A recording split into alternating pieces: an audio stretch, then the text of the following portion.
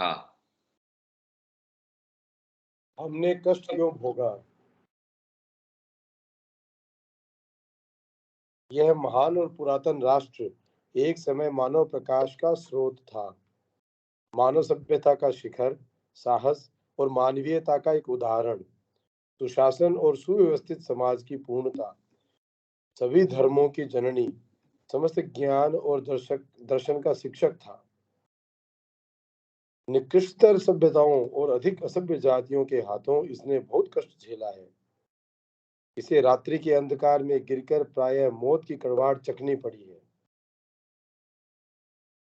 इसके स्वाभिमान को कुचलकर धूल में मिला दिया गया और इसका गौरव तिरोहित हो गया। भूखमरी, संताप और निराशा इस धवल धरती, इन गौरवमय गिरि श्रृंखलाओं, इन प्राचीन सरिताओं तथा इन पुरियों की अधिष्ठात्री बन बैठी हैं, जिनकी जीवन गाथा इतिहास पूर्व की रात्रि के भीतर तक जाती है। पर क्या आप यह सोचते हैं कि इसलिए परमात्मा ने हमारा सर्वथा परित्याग कर दिया है और हमेशा के लिए हमें पश्चिम की सुख सुविधा के लिए उसके व्यापार के गुलाम के रूप में और उसकी भोग विलासिता एवं अभिमान के पोषक के रूप में छोड़ दिया है? हम अभी भी ईश्वर के चहेते जन हैं और हमारी सभी महान आपदाएं और कुछ नहीं, वेदना का अनुशासन रही है।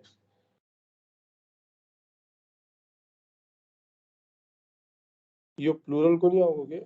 हमारी सभी महान आपदाएं और कुछ नहीं, वेदना का अनुशासन रही है, क्योंकि हमारे समक्ष जो महान मिशन है उसके लिए संपन्नता ही पर्याप्त नहीं थी, विपन्नता भी अपनी तरह का एक प्रशिक्षण देती है। शक्ति, उपकारिता और प्रसन्नता की महिमा का आस्वादन करना ही पर्याप्त नहीं था, दुर्बलता, यंत्रणा और अपमान का ज्ञान भी आवश्यक था। यह पर्याप्त नहीं था कि हम दयाशील, साधु और परोपकारी राजा की भूमिका ही अदा करने में सक्षम हों। जाति बहिष्कृत और दास के भावों का व्यक्तिगत रूप से अनुभव करना भी हमारे लिए आवश्यक था। किंतु अब वह पाठ सीखा जा चुका है और हमारे पुनरुत्थान का समय आ चुका है और कोई भी शक्ति उस अभ्युदय को नहीं रोक सकती है और कोई विरोधी दल हमें हमारे जीने के अधिकार से, हमें अपनी पहचान बनाए रखने से, संसार पर एक बार पुनः अपनी छाप लगाने से नहीं रोक सकता। ठीक है। राष्ट्रवाद। राष्ट्रवाद एक अवतार है और इसे मारा नहीं जा सकता। राष्ट्रवाद शाश्वत की एक भागवत रूप से नियुक्त शक्ति है और जिस वैश्व ऊर्जा से आई है उसके आंचल में पुनः लौट जाने से पहले इसे अवश्य ही अपना भगवत प्रदत्त कार्य संपन्न करना होगा। आदर्शों के बिना कार्य एक मिथ्या सिद्धांत है। अच्छा, ये पढ़ लिया था ना? नहीं, अच्छा अच्छा। हाँ, इन दिनों हमें बहुत से लोगों द्वारा सलाह दी जाती है कि आदर्शों को लेकर न झगड़ें, अपितु अपने निकटतम पड़े काम में लग जाएं। हमें विश्वास और आशा की बात नहीं करनी चाहिए या आदर्श लोग की कल्पनाओं में रमण नहीं करना चाहिए, अपितु निकटतम कार्य क्षेत्र की ओर दौड़ पड़ना चाहिए। लाखों कड़ी मशक्कत करने वालों में से एक बन जाना चाहिए, उनकी स्थिति में सुधार लाने का प्रयास करना चाहिए और मानव कष्टों को कम करने के काम में खुद को लगाना चाहिए। पुराने गांव तो मानो उजड़ेपन और दुर्गति की कितनी सारी तस्वीरें हैं। वे तो मलेरिया के पनप पनपने के अड्डे हैं, हमारी महानता की कब्रें हैं। इसलिए उनके पास जाओ और हमारे रक्षक फरिश्ते को उसकी प्राचीन गद्दी पर पुनः स्थापित करने का प्रयास करो, या फिर हमें मिलें खड़ी करनी चाहिए, लघु उद्योग आरंभ करने चाहिए, कारखाने खड़े करने चाहिए कर देना, या फिर हमें कारखाने खड़े करने चाहिए, लघु उद्योग आरंभ करने चाहिए, जनता को शिक्षा देनी चाहिए, परोपकार के कार्य करने चाहिए और जब तक यह नहीं हो जाता तब तक स्वतंत्र और अखंड भारत की बात नहीं करनी चाहिए। जब तक पूर्व की तैयारी का काम ही अभी तक शुरू नहीं हुआ तो ऊपर की शानदार संरचना की बात करके ठोस और मूलभूत काम के मार्ग में मुश्किलें क्यों पैदा की जाए? तुमने अभी तक हल हाथ में लिया ही नहीं, तो होने वाली उपज के विषय में क्यों लड़ना?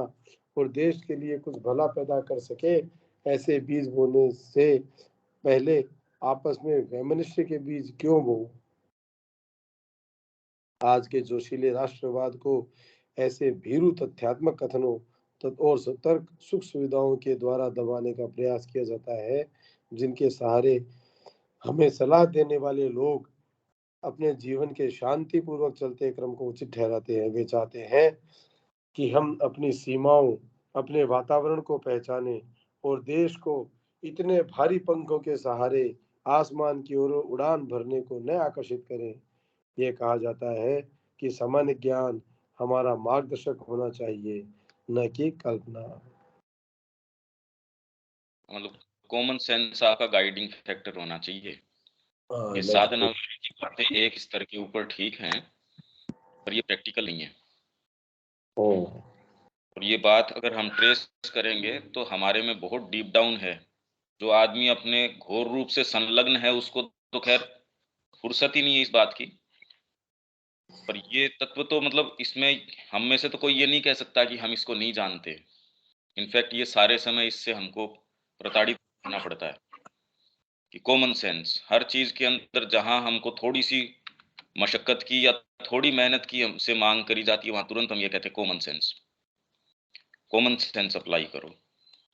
ओ, आगे।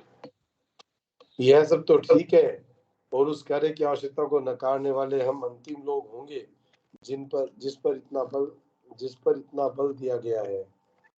परंतु आदर्श के बिना अधिक बल दिया गया है। इतना अधिक बल दिया गया है। नहीं, इस कार्य का नकारने वाले हम अंतिम लोग होंगे,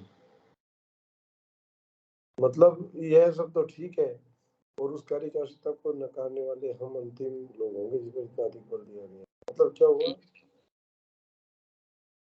मतलब ये इसका मतलब ये नहीं है कि आपको मिले नहीं खड़ी करनी चाहिए या आपको बाहरी विकास नहीं करना चाहिए और ये कह देना चाहिए कि इसको नकार दो। हम ऐसा नहीं कह रहे हाँ, कि कार्य हाँ, में प्रवृत्त नहीं होना चाहिए, हम कभी नहीं कह रहे ये बात। हाँ, परंतु कार्य होना क्या चाहिए, पहला प्रश्न ये है। मतलब बार बार ये प्रश्न किया जाता है, पर ये किसी को कभी एट हार्ट जाता ही नहीं है ये। परंतु आदर्श के बिना कार्य कुछ भी नहीं है और अपने प्रेरक बल से विच्छिन्न होकर वह निष्फल होगा। इसीलिए अगर बिना किसी आदर्श के हम काम कर रहे हैं किसी भी फील्ड में, तो वो निष्फल है, क्योंकि उसके अंदर कोई प्रेरक शक्ति नहीं है। इसीलिए अभी तक डिजायर के कारण आप चालित हैं और वो अपने तरीके से करवा रही है। आपका आदर्श है वो आपके कर्मों को मूव नहीं कर रहा। कौन सा सामान्य ज्ञान है भाई? अब ये कॉमन सेंस की बातें करते हैं। हम देखेंगे कि हमारे मन में सारे समय ये वाली बात है। कोई भी डिस्कशन को आपके साथ 10 मिनट करेंगे, आप तुरंत ये कह देंगे नहीं नहीं ये तो कॉमन सेंस ही नहीं है, अरे ये तो आजकल प्रैक्टिकल ही नहीं है, ये बात आप कब की बातें कर रहे हैं। आप थोड़ा सा मंथन अपना स्वयं का करके देखिए। पहला ये आता है कॉमन सेंस। अब कहे किसको कॉमन सेंस? सही रास्ते पर चलना या उससे इसलिए बचना क्योंकि उसका स्वभाव कांटेदार है। मतलब उससे इसलिए बचना क्योंकि उसका स्वभाव कांटेदार है। कि वास्तव में हम क्यों बचना चाहते हैं, ये मूलभूत बातें हैं। ये कोई श्री अरविंद कोई ऐसे ही लेख नहीं लिख रहे। हाँ, आगे।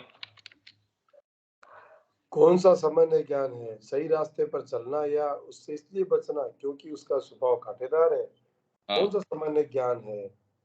अपने आप को गुमराह करना या सच बोलना और जो सही है वह करना?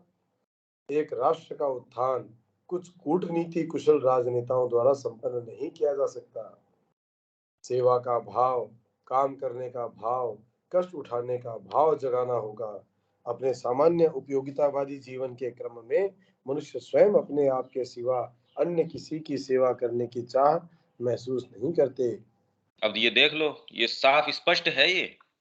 और जो ये कहते हैं कि हम कुछ थोड़ा करना चाहते भी हैं, भाई हमारा पूरा ग्रुप तो यही इसी तरीके का है, पर देख लो इस दायरे से बाहर जा पा रहे हैं क्या? सेवा का भाव कि एक्चुअल में क्या है ये? काम करने का, कि कुछ वर्क करें। और कष्ट उठाने का, ये तो बिल्कुल नहीं करना चाह रहे हम। और जो हम कष्ट उठा रहे हैं वास्तव में वो कष्ट कि वो तो ये हम समझ ही पा रहे हैं कि कौन-सा काम कष्ट उठाने लायक है या नहीं है। आगे? औसत मनुष्य को तो उसके दैनिक कार्य ही खूब व्यस्त रखते हैं। हुँ, जीवन में उसकी स्वयं की आशा प्रत्याशाएं ही सामान्यतः उसका एकमात्र सरोकार होती हैं। हुँ, वह उसकी अपनी व्यक्तिगत आवश्यकताओं के जड़ता के द्वारा ठेला जाता है, और यदि उससे अन्य किसी प्रकार के कार्य की अपेक्षा रखी जाती है, तो आवश्यक ऊर्जा उत्पन्न करने के लिए उस पर एक भिन्न प्रकार की और अधिक तीव्र शक्ति को निरंतर प्रयुक्त करने की आवश्यकता होती है। या फिर दूसरे शब्दों में, हमें निरंतर उसकी श्रेष्ठतर प्रकृति को संबोधित करना होगा। हमें उसमें जो आध्यात्मिक है, उसे जागृत करना होगा। हमें उसके नैतिक उत्साह का आह्वान करना होगा। हो सकता है ये चीजें मानव प्रकृति का दैनिक भोजन न हो सकता है ये हमारे दैनिक जीवन के लिए आवश्यक न हो सकता है सामान्य स्वार्थ में धंधों में इनकी उपयोगिता न हो, परंतु हमारे सामाजिक या राजनीतिक जीवन में परिवर्तन लाने के लिए ये अत्यावश्यक हैं। बुद्ध ने केवल पवित्र जीवन का उपदेश किया और जिया। ईशा ने केवल पवित्र जीवन का उपदेश किया और जिया। शंकर ने केवल पवित्र जीवन का उपदेश किया और जिया। उनमें से प्रत्येक ने जगत के इतिहास में एक शक्तिशाली क्रांति उत्पन्न की। प्रेरणा ही सच्चा कार्य है। एक वास्तव में प्रेरक शब्द बोला जाए और वह सूखी हड्डियों में प्राण फूंक देगा। एक प्रेरक जीवन जिया जाए और वह हजारों की संख्या में कार्यकर्ता उत्पन्न कर देगा। इंग्लैंड अपनी प्रेरणा शेक्सपियर और मिल्टन, मिल और बेकन, नेल्सन और वेलिंगटन के नामों से ग्रहण करता है। वे रोगी कक्षों का दौरा नहीं करते थे। वे बस्तियों में जाकर परोपकार के काम नहीं करते थे। वे मैनचेस्टर में सूत कताई का काम नहीं करते थे। वे शेफील्ड में चाकू छुरी आदि का उत्पादन नहीं करते थे। परंतु उन्हीं के नामों ने इंग्लैंड में राष्ट्रीयता को संभव बनाया है। उन्हीं ने कार्य और उद्यम को उसका उद्देश्य और बनाए रखने वाली शक्ति प्रदान की है। इंग्लैंड व्यावसायिक रूप से महान है क्योंकि एडम स्मिथ ने उसे मुक्त व्यापार का रहस्य प्रदान किया। इंग्लैंड राजनीतिक रूप से महान है क्योंकि उसके राष्ट्रीय आदर्श साहसिक और उच्च रहे हैं, न कि उसके पादरियों के इलाकों के कार्यों और नगर पालिकाओं के कारण। वह कोई मूर्ख या फिर कल्पनावादी आदर्शवादी नहीं था, काल्पनिक आदर्शवादी नहीं था, जो अपने देश का विधि निर्माता बनने की बजाय राष्ट्र के लिए गीतों का निर्माता बनना चाहता था।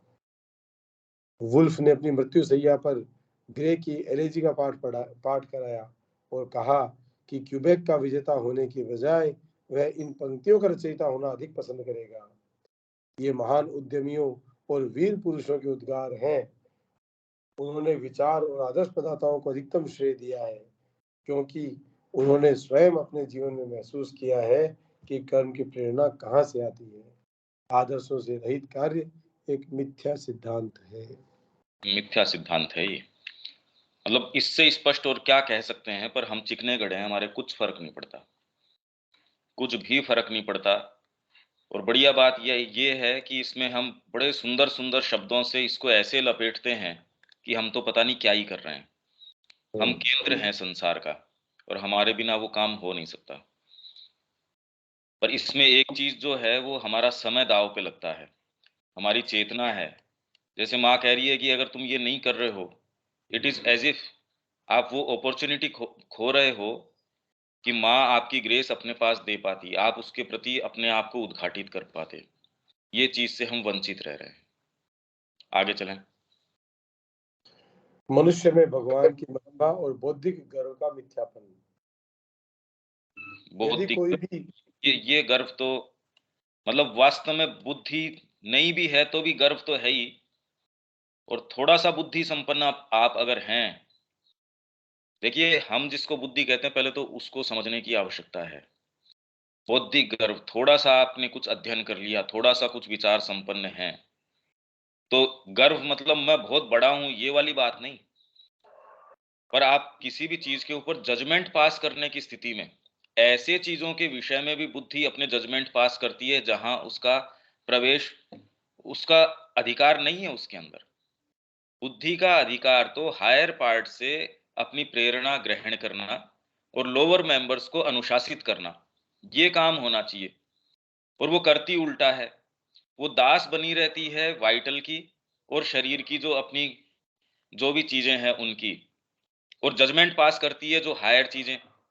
तो जहाँ से उसको अपने आदेश ग्रहण करने चाहिए, वहाँ तो वो जजमेंट पास करती है और जिस पे अनुशासन लगाना चाहिए, उसकी गुलाम बनी रहती है। तो इसलिए ये एक बिल्कुल उल्टा क्रम हो गया। तो मनुष्य में भगवान की महिमा और बौद्धिक गर्व का मिथ्याभिमान। हुँ, यदि कोई भी ऐसा सोचता है कि हम महज बौद्धिक जीव हैं, तो वह हिंदू नहीं है। हुँ। हिंदू धर्म बौद्धिकता का गुणगान उन लोगों के लिए छोड़ देता है जिन्होंने भगवान को कभी नहीं देखा है। वह कभी भगवान भी को नहीं देखा है। हाँ, वो तो भगवान को कभी भी नहीं देखा है। हाँ, वह कट जैसे। भगवान वह भगवान द्वारा केवल उनकी महानता और भव्यता के बारे में बोलने के लिए नियुक्त किया गया है, और वह ऐसा हजारों वर्षों से बोलता आया है। जब हमने पहली बार एक यूरोपीय शिक्षा ग्रहण की थी, तब हमने अपने आप को विज्ञान के प्रकाश में गलत रास्ते पर जाने दिया। विज्ञान एक सीमित कक्ष के भीतर एक प्रकाश है। वह वो सूर्य नहीं है जो पूरे संसार को प्रकाशित करता है। विज्ञान की कुल उपलब्धि है अपरा विद्या, पर उससे उच्चतर एक विद्या है, एक अधिक शक्तिशाली ज्ञान है। जब हम अपरा विद्या के प्रभाव के वशीभूत हों, तब हम ऐसी कल्पना करते हैं मानो हम ही सब कुछ कर रहे हैं, और हम अपनी उस स्थिति की तर्क संगत व्याख्या करने की चेष्टा करते हैं जिसमें हम हैं, मानो हमारी बुद्धि ही सर्वोपरि सत्ता एवं सर्वशक्तिशाली हो। किंतु यह एक मतिभ्रम एवं माया की प्रवृत्ति है। जिस किसी ने एक बार भी अपने भीतर भगवान की महिमा का अनुभव किया है, वह फिर कभी विश्वास नहीं कर सकता कि बुद्धि ही परमोच्च है, एक उच्चतर वाणी है, एक अमोघ भगवत देव वाणी है। वह हमारे हृदय में है, जहाँ भगवान निवास करते हैं। भगवान मस्तिष्क के द्वारा कार्य करते हैं, किंतु मस्तिष्क उनके हाथों में अनेकों उपकरणों में से एक उपकरण हाथों मात्र के है। हाथों के हाँ, अच्छा, उनके हाथों के अनेक से मस्तिष्क जो भी योजना बनाता है, हृदय उसको पहले से जानता है, और जो भी व्यक्ति मस्तिष्क से परे हृदय तक जा पाएगा, वह शाश्वत की वाणी सुनेगा। ठीक है। एक निश्चित उद्देश्य रखो, पर योजना नहीं। हुँ।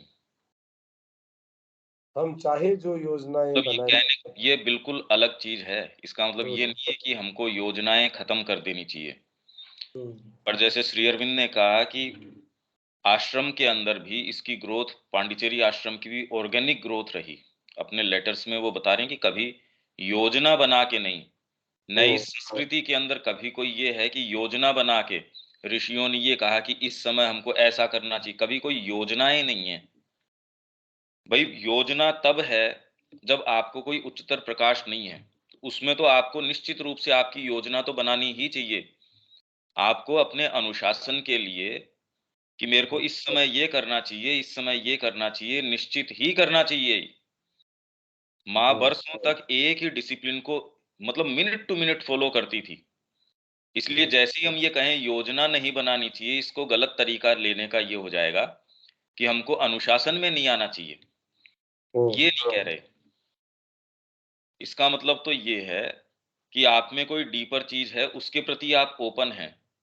जिस समय जितना, जैसा, जहाँ, जब जो ज़रूरी है, वो आपको निर्देश करेगा और फिर उसको हूबहू जब तक नया निर्देश नहीं आ जाता, तब तक आप उसको फ़ॉलो कर रहे हैं। देखिए, ये बिल्कुल एक अलग आधार है और अभी तक इसको समझाना क्योंकि हमारा अभी आधार बिल्कुल अलग तरीके का है, पशु का सा आधार है।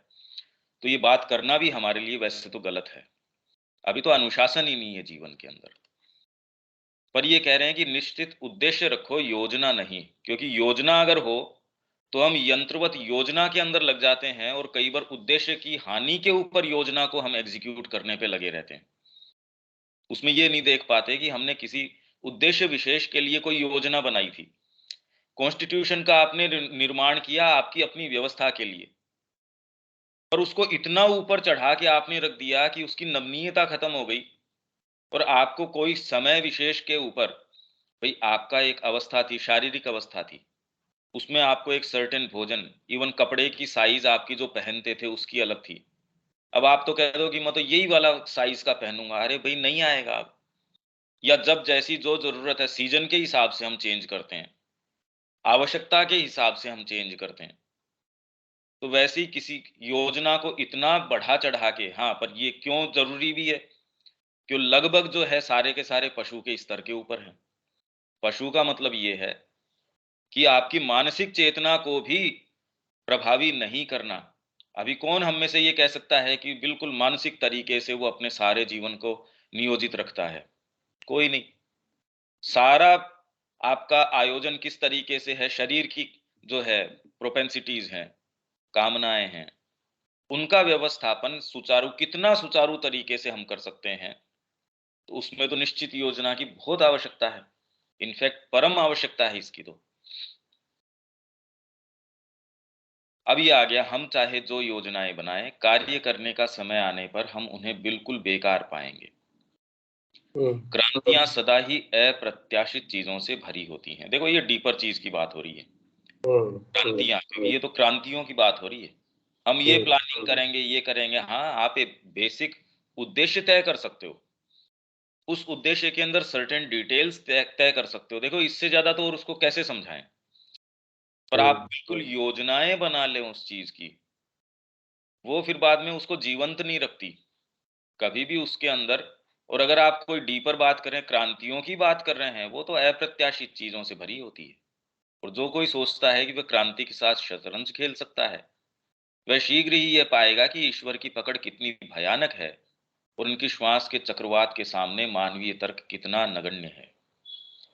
किसी क्रांति की संभावनाओं पर वही व्यक्ति अधिकार रख सकता है जो कोई पूर्व योजनाएं नहीं बनाता। श्री अरविंद यही कह रहे हैं।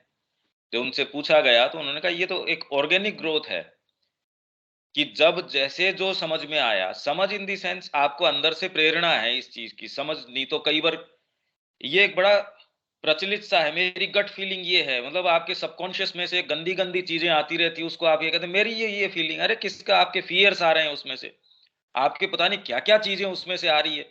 आप में अगर पवित्रता ही नहीं है, आपके नल में से अगर कोई भी चीज आ सकती है, तो आप क्या करेंगे, भैया फिल्टर लगाओ इसके अंदर। हमारी प्रकृति में ऐसा कोई फिल्टर हमने लगा ही नहीं रखा, और उसको कहते हैं हम वहां गए और बिना योजना के, मैंने तो देखिए ये बोला, भगवान ने मेरे से ये बुलवा दिया। अरे भगवान का तो कोई लेना देना ही नहीं है,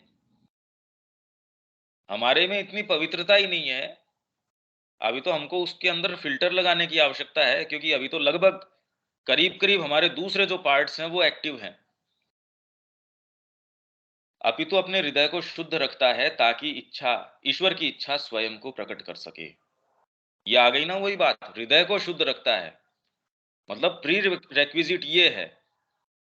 इसलिए अब क्या है कि जनरली ये पढ़ के हम हमेशा ही इसको उल्टे तरीके से लेते हैं कि उसको एग्जीक्यूट कैसे करें, पूर्व योजनाएं कोई मत बनाओ तो और ज्यादा हम जो हैं उससे ज्यादा पशु बन जाओ। ये नहीं कह रहे, ये बिल्कुल फंडामेंटल बात कह रहे हैं, जिसको एड्रेस करना हम जिस वर्तमान चेतना में है बड़ा मुश्किल है। ये नहीं हो पाता। आगे, जीवन का महान नियम है, योजनाएं नहीं, कोई योजना नहीं, अपितु केवल एक अडिग उद्देश्य रखना। हम्म, यदि संकल्प शक्ति पर उद्देश्य उस उद्देश्य पर दृढ़ रहती है जिसे प्राप्ति का वह अपने समक्ष लक्ष्य रखती है, तब परिस्थितियां स्वतः सही क्रम का निर्देश देंगी। कर देंगी। हाँ, निर्देश कर देंगी, सही का निर्देश कर देंगी। परंतु योजना बनाने वाला अपने आप को सदा ही अप्रत्याशित के द्वारा ठोकर खाते पाता है। ठीक है। राष्ट्रीय शिक्षा, राष्ट्रीय शिक्षा को संक्षेप में एक या दो वाक्यों में परिभाषित नहीं किया जा सकता, पर हम इसकी व्याख्या कुछ-कुछ ऐसी शिक्षा के रूप में कर सकते हैं, जो अतीत से आरंभ करके वर्तमान का पूर्ण उपयोग करती हुई एक महान राष्ट्र का निर्माण करती है। जो कोई इस राष्ट्र को उसके अतीत से विच्छिन्न करना चाहता है, वह हमारे राष्ट्रीय विकास का मित्र नहीं है। जो कोई वर्तमान का लाभ उठाने में असफल रहता है, वह हमें जीवन का संग्राम हरा रहा है। इसलिए हमें भारत के लिए उसने अपने पुरातन अतीत में ज्ञान, चरित्र और महान विचार का जो कुछ संचय किया है, उस सबको बचाना चाहिए। मतलब हमारा कोई भी जो काम है, चिंतन है, हुँ, आपका अगर व्यापार भी है, वो इसके अनुकूल नहीं है, तो फिर हम अगर माँ श्री अरविंद की बात करें, ये बेईमानी बात है। ये हुँ, डबल स्टैंडर्ड्स हैं। ये बिल्कुल बंद कर देने चाहिए, उसके परिणाम जो भी हों। हुँ, कि अगर हम ये करते हैं, तो इसके साथ ये वाली बात करना फिर हमको उचित नहीं है। अगर हम राष्ट्रीय शिक्षा की या इनकी मतलब ये बिल्कुल हमको प्रैक्टिकल पॉइंटर्स दे रहे हैं। इसमें कोई थ्योरेटिकल या फिलोसॉफिकल बात नहीं है। अभी तक ऐसी कोई चीज़ नहीं आई है, जिसका कोई जीवन के ऊपर अपना प्रभाव न हो या जीवन से जो व्यवहार संगत न हो, ऐसी कोई अभी तक चीज़ नहीं है। बिल्कुल डायरेक्टली हमको ये चीज़ें बता रही है, हमको पॉइंटर्स दे रही है जीवन के। तो भारत के लिए उसने अपने पुरातन अतीत में ज्ञान, चरित्र और महान विचार का जो कुछ संचय किया है, उस सब को बचाना चाहिए। हमें उसके लिए वह सर्वोत्तम ज्ञान प्राप्त करना चाहिए, जो यूरोप उसे दे सकता है। अदरवाइज़ मतलब ये कहीं ये नहीं कह रहे कि आपको अपने आप को कन्फाइन कर लेना चाहिए और यूरोप से आप कोई चीज़ प्राप्त कर सकते हैं या कहीं से भी जो चीज़ आप प्राप्त करके, आत्मसात करके, आपका जो मूल उद्देश्य है, उसके प्रकाश में उसको आत्मसात कीजिए। ये कौन मना कर रहा है? तो यूरोप आपको जो कुछ दे सकता है और उसे उसके विशिष्ट राष्ट्रीय स्वभाव के अनुरूप आ गई यही बात मतलब बिल्कुल परफेक्टली हम सब संबद्ध तरीके से चल रहे हैं। अगर हम इस विचार को पकड़ के चलें क्योंकि श्री अरविंद ये नहीं कि कोई विचार के हिसाब से वो संबद्ध तरीके से नहीं लिखते या नहीं सोचते। मानवता द्वारा विकसित पढ़ाने के सर्वोत्तम तरीकों को, वे चाहे आधुनिक हों या पुरातन, मतलब अगर पढ़ाने का नवीन तरीका हो, पर वो नवीन अब इसमें समस्या ये आ जाती है, क्योंकि हमारी अपनी बुद्धि इतनी विकसित नहीं है, नवीन का मतलब ये है तुरंत हमारे दिमाग दिमाग में टीचिंग एड्स आते हैं, मोबाइल के द्वारा, लैपटॉप के द्वारा, इसके द्वारा। ये नहीं कह रहे कि ये नए नवीन तरीकों का मतलब आप गैजेट्स से या जो आज की नई पद्धतियाँ हैं, उनकी बिल्कुल बात नहीं कर रहे। नई विचारधारा, जो श्री अरविंद हमको प्रदान कर रहे हैं। और अभी उसका तो फिर बाद के अंदर आप अपने स्थान के हिसाब से कैसे एग्जीक्यूशन करेंगे, वो हर जना अपने तरीके से कर सकता है। एक समय विशेष के ऊपर एक प्रणाली अपना सकता है, उसको जब समय उसकी कोई आवश्यकता नहीं हो, उसको छोड़ के दूसरी अपना सकता है। क्योंकि आपका आग्रह प्रणाली के ऊपर नहीं, उस मूल विचार के ऊपर है। वे चाहे आधुनिक हो या पुरातन, व्यवहार में लेना चाहिए। और इन सब को हमें एक ऐसी प्रणाली में सुसमन्वित करना चाहिए, जो आत्मनिर्भरता के भाव से ओतप्रोत हो, ताकि मनुष्यों का निर्माण किया जा सके, न कि मशीनों का। ये बहुत ही गंभीर बात है और ये हम कुछ इसका तब कर सकते हैं जब हम जीवन में इसका स्वयं प्रयास कर रहे हैं। राष्ट्रीय व्यक्तियों, योग्य व्यक्तियों का निर्माण, ऐसे व्यक्तियों का निर्माण जो स्वयं अपनी चिंतन शक्ति और संसाधन के आधार पर अपने लिए एक कैरियर का गठन करने योग्य हों। किसके आधार पर गठन करें वो? चिंतन शक्ति और आपके जो रिसोर्सेज हैं, उसके आधार पे। ये नहीं कि ये एक प्रचलन के अंदर है, प्रचलन आज नहीं है, कल मतलब कल चेंज हो जाएगा। इस आधार पे थोड़ी। अरे भाई किस चीज़ के ऊपर कि ये तो एक आज एक इस तरीके की परिपाटी है, तो आप नया तो सोच सकते हैं। आप कोई जीवन में उद्देश्य लेके उसके अनुसार शिक्षा की पद्धति है, ये तो साफ बात कर रहे हैं। मनुष्यों का निर्माण हो सके, मशीनों का नहीं।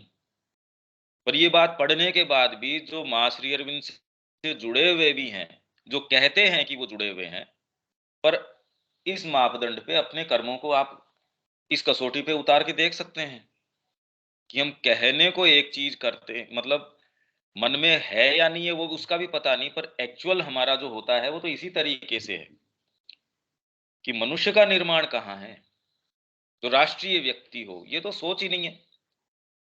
न हमारा पेशा उस तरीके से, न हमारा जीवन का जो तरीका है, ढंग है, उसमें कोई ये कि हम राष्ट्र के निर्माण की बात कर रहे हैं।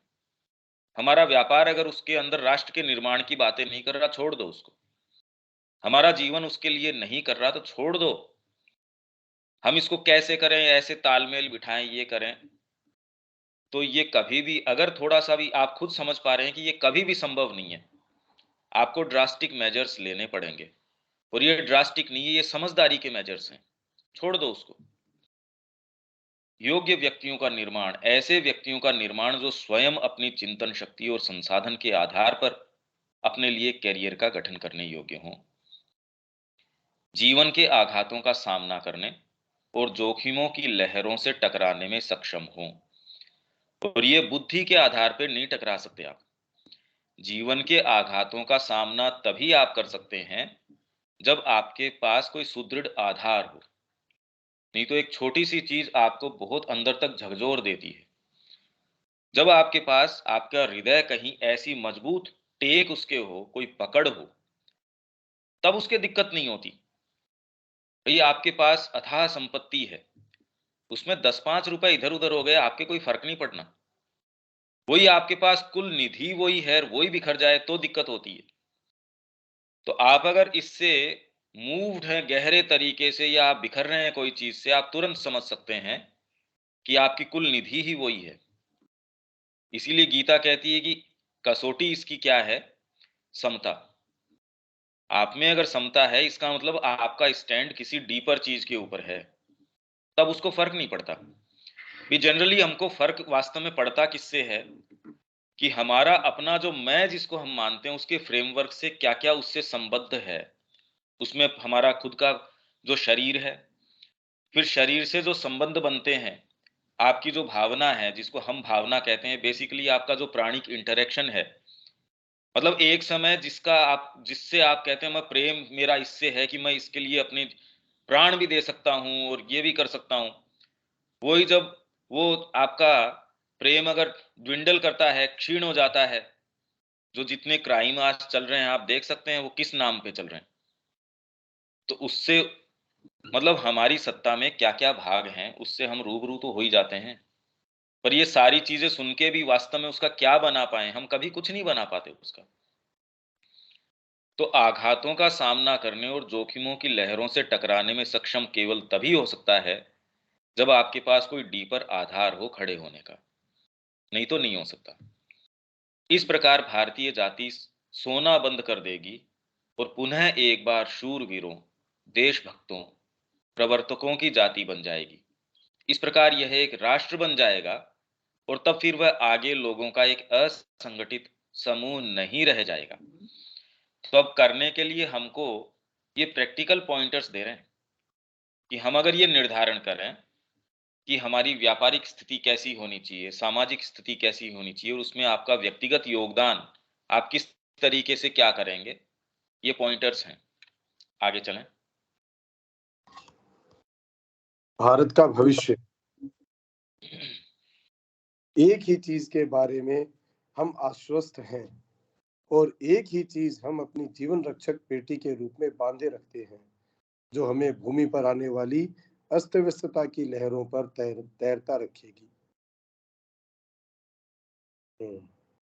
वह है एक सर्वोपरि दिव्य प्रयोजन में स्थिर एवं अडिग श्रद्धा, जो एक बार पुनः भारत को मृत अवस्था से उदीयमान कर रही है। भारत के प्राचीन जीवन व उसकी गरिमा के पुनरुद्धार हेतु संघर्ष करने का एक स्थिर एवं अडिग मनोयोग।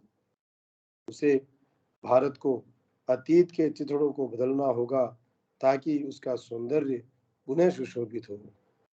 भारत को अपनी दैहिक प्रतीति को बदलना होगा ताकि उसकी आत्मा नवीन रूप में प्रकट हो सके। इससे हमें भय खाने की आवश्यकता नहीं कि किसी प्रकार का परिवर्तन उसे अमौलिक रूप में बदल दे अमौलिक यूरोप में बदल देगा। उसकी हस्ती ऐसी दुर्दशा में धंस पाने के लिए कहीं अधिक शक्तिशाली है। उसकी आत्मा ऐसे आत्मसमर्पण हेतु कहीं अधिक शांत एवं आत्म परिपूर्ण है। यदि पुनः कोई आर्थिक क्रांति अनिवार्य है तो वह इसलिए क्योंकि उसके पुरातन औद्योगिक जीवन का भवन उत्कृष्ट होते हुए भी संकीर्ण है, जो व्यापार व उद्योग में स्वराज को स्थान नहीं देगा। नहीं, हमें यह आशंका रखने की कोई आवश्यकता है ये कि क्या ऐसी जल्दी क्यों, आराम से पढ़े। न ही हमें यह आशंका रखने की कोई आवश्यकता है कि ऐसी आर्थिक क्रांति हमें समाज की वैसी ही रुग्ण एवं अव्यवस्थित अवस्था में डाल देगी जैसी अवस्था यूरोप में अब मानवता की उत्कृष्टतर भावनाओं को आघात पहुंचाती है।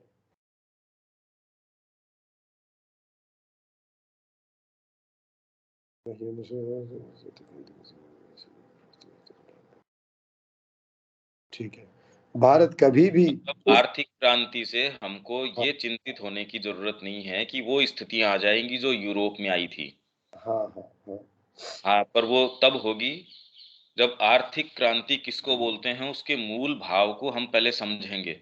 अगर हम्म यूरोप को ही हम भद्दे तरीके से कॉपी करेंगे तो जो अवस्था यूरोप में आई उससे खराब यहाँ आएगी, जो कि वर्तमान प्रयास इसी का है।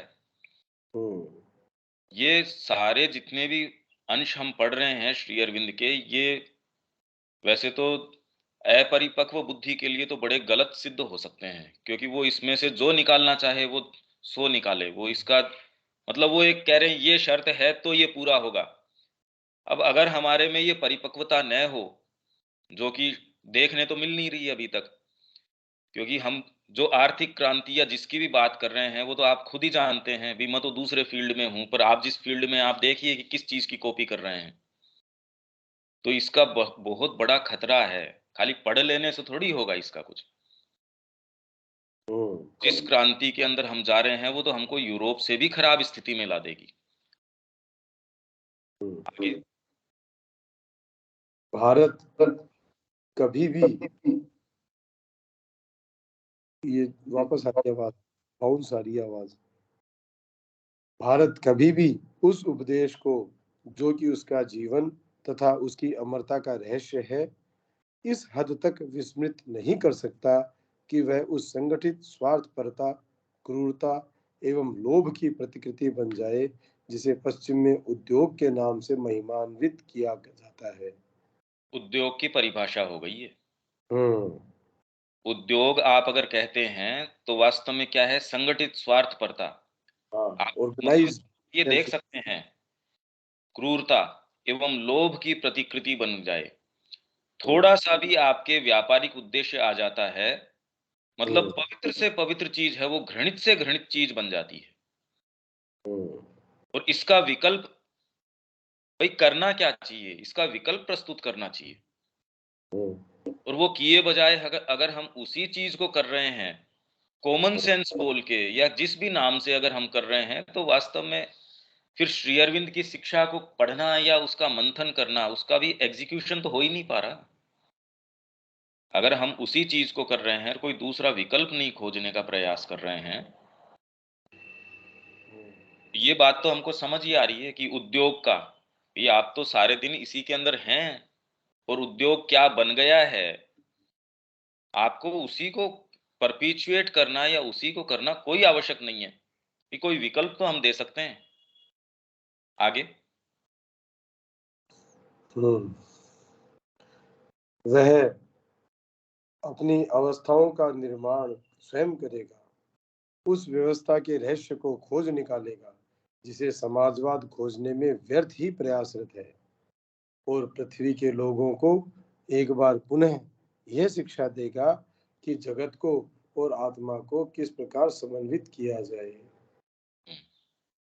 यदि हम इस सत्य को अनुभव करें, यदि हम जो कुछ घटित हो रहा है उस सब में न केवल हमारे लिए अपितु संपूर्ण विश्व के लिए आवश्यक एक महान एवं महत्वपूर्ण परिवर्तन को देख सकें, तो हम बिना किसी भय या आशंका के हम पर आई परिस्थितियों से निपट लेंगे। भारत राष्ट्रों का गुरु है, मानव आत्मा का, उसकी गहनतर व्याधियों में एक चिकित्सक है। उसके भाग्य में एक बार फिर विश्व के जीवन को नया रूप देने और मानव आत्मा की शांति को पुनः स्थापित करना नियत है। हाँ, इसके ऊपर तो अपनी बुक के अंदर कमेंट्री भी है ना, एक गहनतर व्याधियों में चिकित्सक है ये उसका। तो गहनतर व्याधियां क्या हुई आपकी, साइकोलॉजिकल आपकी कितनी अगर राहत नहीं है इस चीज से, आप बाहरी जो भी व्यवस्था देख रहे हैं, कोई भीतर से आपके अंदर कोई चीज है वो अगर कचोट रही है, आपकी साइकोलॉजिकल डीपर, आपकी भावनात्मक जो व्याधियां हैं, या समय के कारण आज विज्ञान जिस तरीके से हमारे सामने चुनौती प्रस्तुत कर रहा है, अगर हम ये कहें कि हम खाली एकमात्र जो पुरातन आध्यात्मिकता है उसके आधार पे हैं और उत्तर नहीं दें आज के समय के अनुकूल, जो एकमात्र श्री अरविंद दे रहे हैं। श्री अरविंद ने ऐसी कोई भी समस्या नहीं छोड़ी जिसका आज के परिप्रेक्ष्य में उत्तर न दिया हो। तो एकमात्र वो समाधान है। तो गहनतर व्याधियों के अंदर जब जैसी जो आवश्यकता रही, उस तरीके का दर्शन, उस तरीके का योग, उस तरीके की पद्धति हमेशा ही उसने सामने रखी है। हालांकि इसके ऊपर कमेंट्री है अपने उसमें जो इंडियन कल्चर वाली किताब में है। ये प्रश्न उसमें है कि भी गहनतर व्याधियां कौन सी हुई, तो वो आप उसमें देख सकते हैं आगे।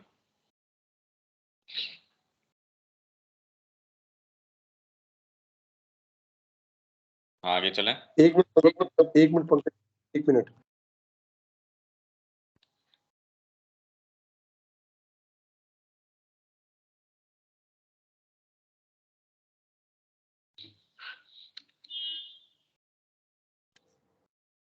हाँ, आगे एक मिनट।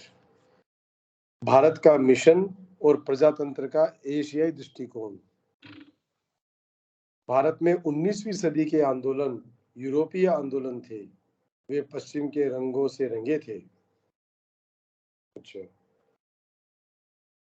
आत्मा की शक्ति की खोज करने के स्थान पर इसमें उन्होंने कोशिश ये किया करो कि पहले थोड़ा सा इसको पहले पढ़ भी लें तो हमको इसमें और अंदर जाने का मौका मिलेगा। भी थोड़ा ये समय निकालो इसके लिए, क्योंकि इससे कीमती कोई चीज नहीं हो सकती।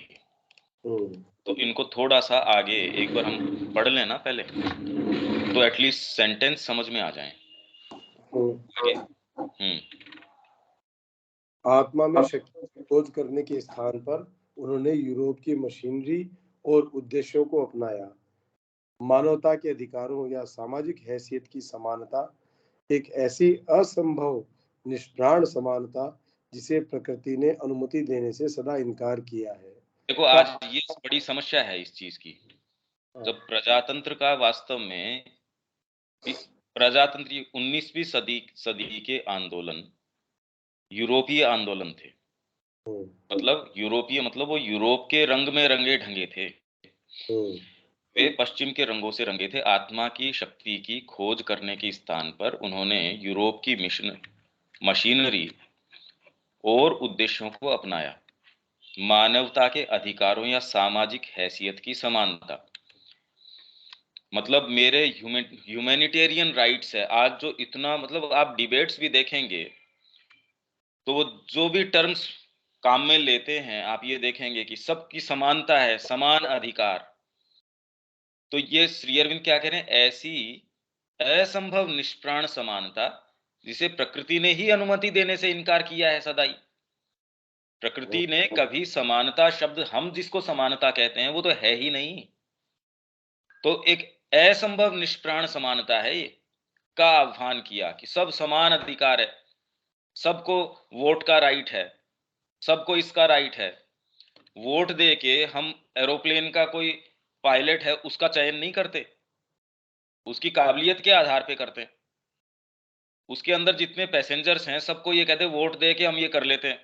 पर इतनी उनको समझ है कि जी वोट उसी के पक्ष में देंगे फिर वो, क्योंकि उसमें तो जीवन दाव के ऊपर लग रहा है।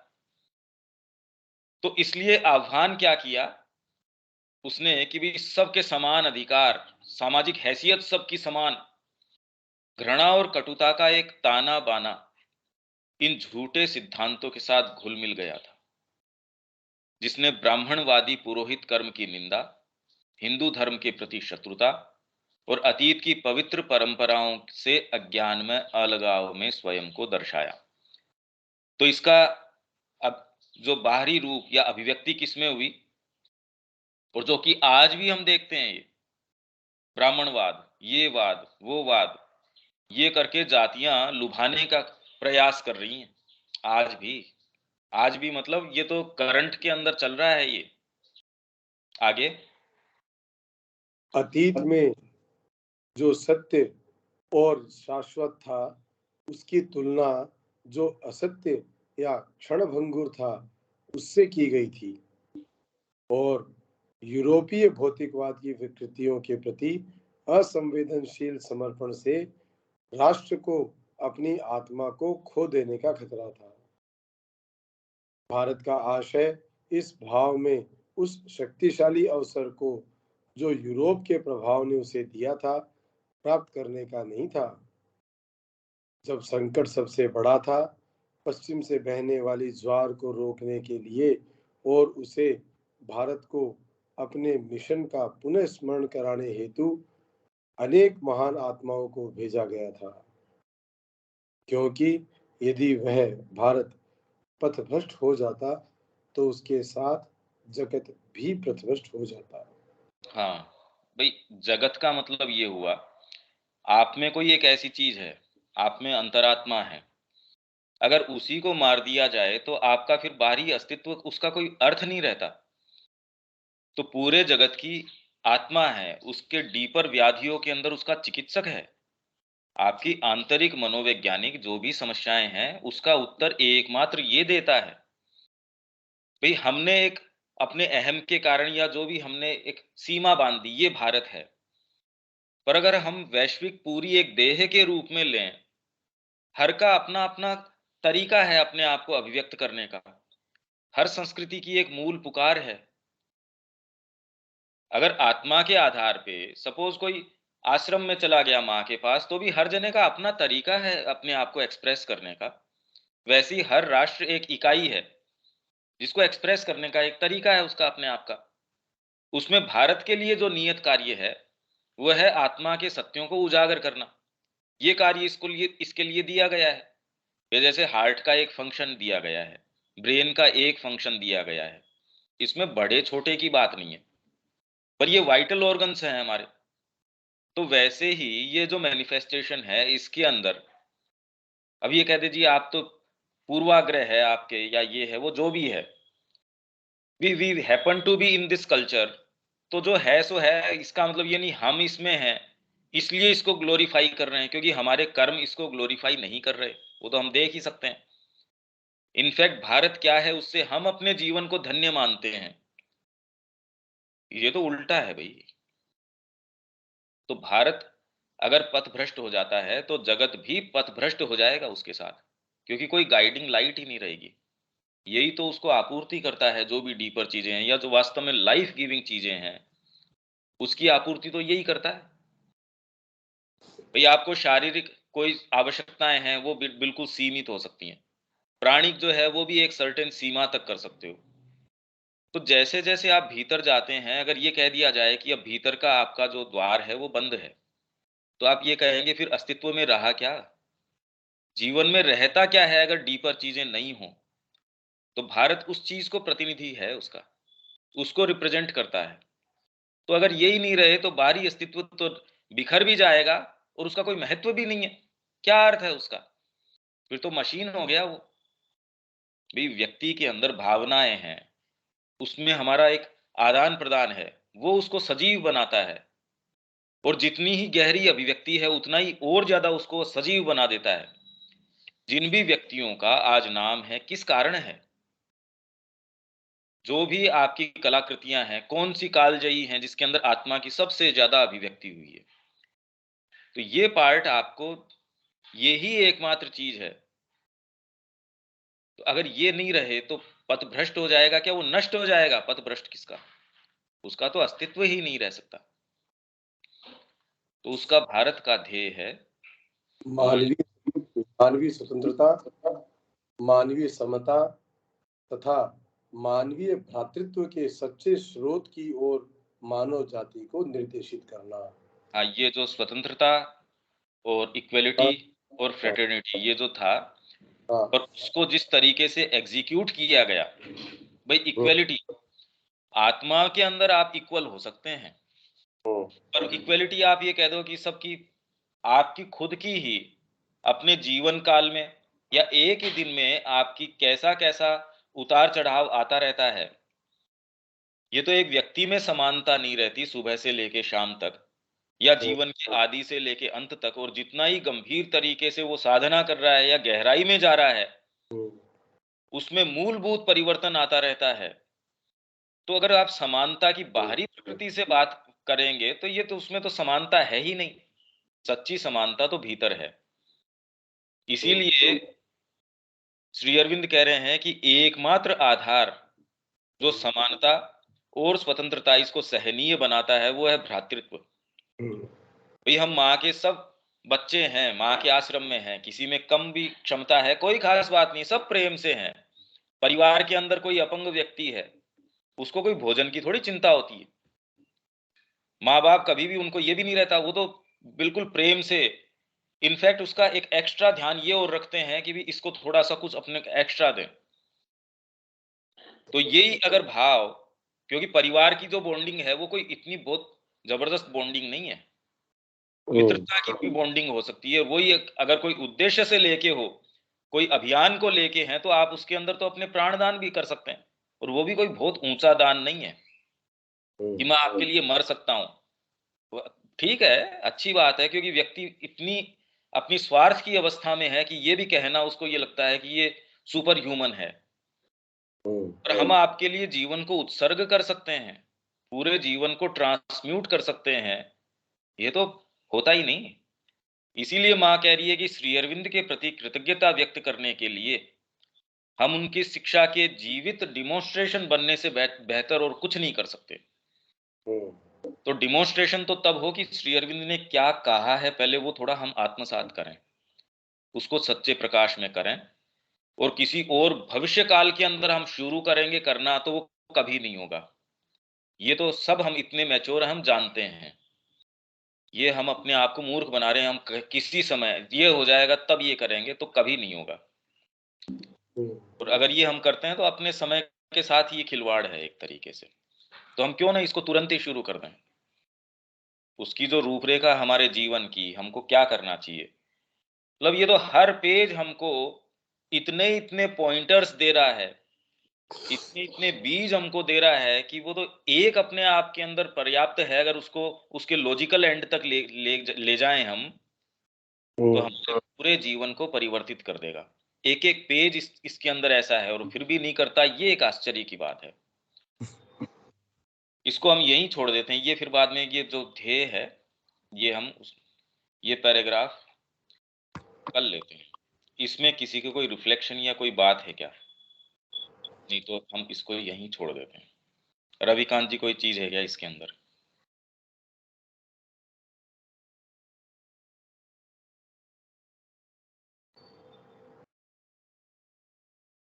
बाकी तो ये बिल्कुल मैसेज डायरेक्टली हिटिंग है, सुस्पष्ट है, इसमें कहीं कोई भ्रम की बात नहीं है कि हमको ये वाली बात भ्रमित या कोई समझ में नहीं आई, ऐसा तो इसमें कोई बात ही नहीं है, बिल्कुल स्पष्ट है।